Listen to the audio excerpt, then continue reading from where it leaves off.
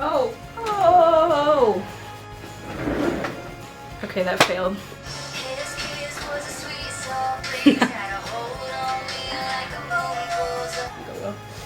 I can't get comfy. Oh, my knee cracked. Okay, I think I'm kind of there. So my mom is doing the dishes.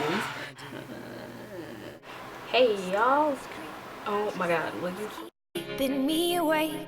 It's that. Hi, everybody. So it is currently like 13 in the morning. Pretty late at night. I have been cleaning since about 10. So I came across something that was very shocking to me in my thingy right here. Kind of just wanted to touch on the topic a little bit. So today's topic is going to be about self-harm and suicide. So I apologize if this is shaking because it's on my bed because I moved the setting a little bit. While I was cleaning, I came across my hospital bands, and I'm obviously going to cover up some things on here. But basically, I found my wristband from the day that I was admitted into county, and that's the only place they had. I guess that's where they take everybody, but this was my county wristband, and this was my hospital wristband where they actually spelt my name wrong, which is not good. But I guess I wasn't awake to tell them how to spell it. So this was my first attempt on July 7th, 2014. So it's been almost 2 years, which is crazy. So I guess this one's gonna be more my story, and then I'll make another video about more of opinions, thoughts, how, like, yeah. I had been suffering with depression probably about 6 years before I actually made a suicide attempt, so I was obviously coping with it. I obviously didn't cope with it the right ways. So I had been seeing a therapist probably since I was 8 or 9, no, probably about 10, right around my parents' divorce. I was not on any medicine. I just saw her once a week for probably about 3 or 4 years, and then we cut down to like once a month. So I vividly remember my suicide attempts. I had a fight with one of my closest friends that day, and I had broken up with, well, we weren't dating. I just was dealing with some guy problems, I guess, because I was crazy and he was crazy and she was crazy. So ultimately I had a lot going on. My parents divorced, my just starting finishing my freshman year, and I took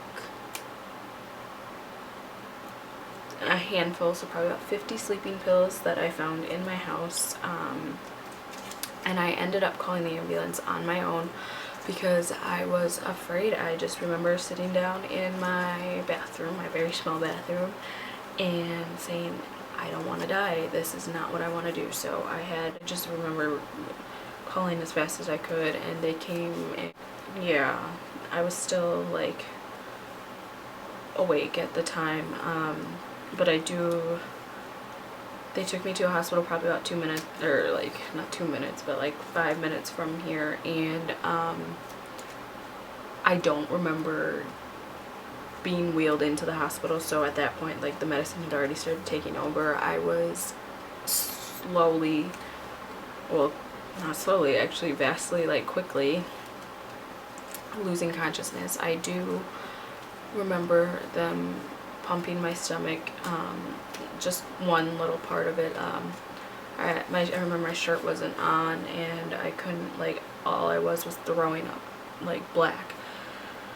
And then I woke up, I guess 2 or 3 hours later, and I ordered a hamburger because I was hungry and I couldn't keep it down. I took a bite and I threw up. So yeah, but that was probably the worst. That wasn't the worst one though. So from there, I did not go. I was admitted into county, but they wanted to keep me, but I wanted to just go home, so my parents let me. And the next 2 days later, I went to volleyball camp, and my family and I didn't really talk about it. We didn't, like, we kind of were just like, okay, like, that happened, and now let's move on with our lives. So, about 4 months went by. Let's see, July, August, September, October, November. Yeah, almost 4 months went by, and I had another very serious, this one, like, I'm not saying any suicide attempt isn't very serious, but this one was kind of like life or death if I hadn't. So I again was in some toxic friendships at that time, mainly just with one person, and it was just after my mom's birthday, so late October, late October. I had a major fight with someone who was still close to me now, and I took sleeping pills again, probably about this time 50 to 70. I think that's what they said. 2 big handfuls, and I remember I made my bed, I had cleaned my room.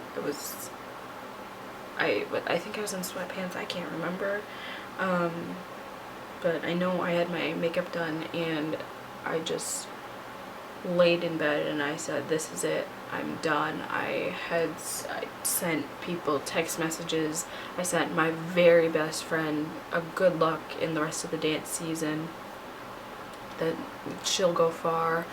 I left notes for my family, and that was it. And then I called my dad probably about a minute before I lost consciousness, bawling, and I was so lucky that he was home because he lives about a mile from this house, and I was just lucky because when I woke up, I had a breathing mask on me, and my blood pressure was so low, and my heart, from what my parents know, they know that I didn't die, so but I was very close. I had to be kept overnight at Children's for my blood pressure levels to raise, and I wasn't allowed to take the oxygen mask off, so it was definitely a more serious attempt. I don't remember them pumping my stomach this time. And another thing was, after this one, I also did go home. I was supposed to go to a mental hospital facility. I don't remember the hospital name, but the police officer that came and took me the following night at about 9 o'clock took me to the wrong hospital. So I ended up at county, and then my mom came and picked me up and took me home. And at this point, I didn't want to go to school, and I remember my mom saying, well, you're going to school tomorrow. And my heart just dropped. I was like, this is it, like, I can't do it. And so I tried returning to school probably about a week later. I just remember every morning I tried to get up and I had panic attacks. I was bawling my eyes out. My mom would tell me, you can't go to school like that. You can't go to school like looking like a mess, so you just get to stay home. And eventually I started back half days, and my first half day was fine. I made it through. Everybody's like, where were you? My first half day, I was fine. It was just a lot of, where were you? And my second half day, I texted my dad before 3rd block, so during Aspire, and I was like, I can't do this. I'm so anxious. And at that point, my dad excused me from school, and I went home. I packed a bag, and I was, my dad and I drove to Rogers Memorial, one of our hospitals, and I spent about a week and a half there, and it was tough. I was on a floor with people who were way younger than me, and that was kind of a big issue of why I feel like that wasn't as much help as it could have been. Because I knew that I had to have coping skills. The only thing that this really did help me with is it got me on medication. I was given a diagnosis, major depressive disorder, and then severe anxiety disorder. So this kind of just gave me a diagnosis, gave me, okay, I can do this, I can fight this, like I can get myself out of this like dark time. And what's really like, looking back now, like I am so happy with my life. Like I have great friends. I have my downfalls. Like I had to restart therapy a couple months ago, and I have stopped it now. But just like I have downfalls. Like right now, like I can tell you that, not like this moment, but like I have days where I just can't, like I have that feeling of hopelessness again, and like it comes with things that like generally make me sad, but I just feel like 10 times worse. So like say losing a relationship with somebody you could have, like I don't know, like losing somebody you were talking to, or friends leaving for college, and I don't know, it's just like, it's little things that make me feel like a lot worse. But I have gotten so much better. I am happy. My family and I talk about mental health so much. It's so important to sit down and talk to your family, your friends, anybody you can about how you're feeling if you're feeling horrible. Because I know I can always go to my mom. My mom's a room away. And like really I have become more of an, like I don't want to say like an, I don't know, just like an advocate for mental health. Like please take care of yourself. Please don't listen to somebody who says mental health isn't a priority, because it is.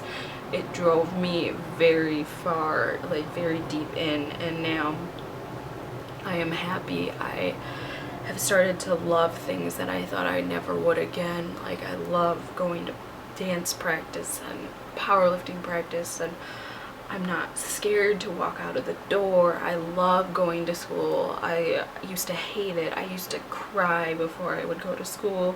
My stomach doesn't hurt before I walk through those doors every morning anymore. And I'm not afraid to be on social media. I have some awesome parents that just support me in everything I do. I have a job, a wonderful job that I will say is probably not the best job, but I love it. I have great co-workers. I have just opened my eyes up to so much in this world, and if I had gone through with those attempts successfully, I would not have any of this. Like I am thriving, and I love to say that because I am going to college early, I am graduating early, I am doing so well, and I mean, I just love my life so much. And that sounds so, like some people may, wow, like that sounds really conceited, but no, I love where I am in my life, how I'm happy. I have good friends. Yeah, I may have lost some really good ones too, but that's life. And I have the saying that I say to myself, and I cannot wait to get it tattooed on my body later this year. Yes, I am getting the tattoo. Family, thank you. It's just, I'm sharing this because I have gotten so much better, and I want you guys to know that you may be in a really dark time right now, and it may suck, and you may think, holy crap, I'm never getting out of this. I only have one solution. It's never gonna stop. But it does. And I am so, like, I can't, like, just stop saying I have great friends and a great support system, and I have my dogs that love to cuddle, and I don't know. It's just, I've met so many new people in the past 6 months even, and it's so worth, your life is so worth living, so please just live it. Like, please, like, I don't know what else to say other than you can't get so caught up over one thing that you want, like, you just take your life and that's it, because once you do it, that's it, and you leave your family behind, you leave your friends behind, you leave everybody behind, everything behind, and that's not good. Thank you guys for watching, and I will continue hopefully this series soon.